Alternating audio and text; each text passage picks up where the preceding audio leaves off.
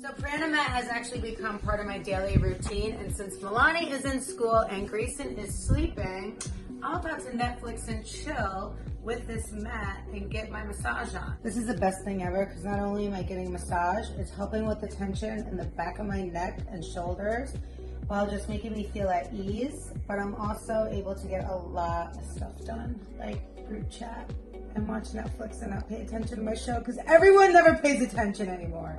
It's actually preferred if you're naked on this, which I would do, but obviously you're seeing me on camera, can't do that. But if this is one of your first time, I would recommend a loose t-shirt or something that is in the middle of you guys because this is no joke.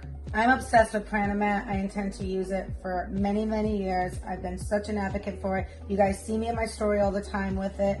It's one of my favorite things and it's helped with my tension headaches so much.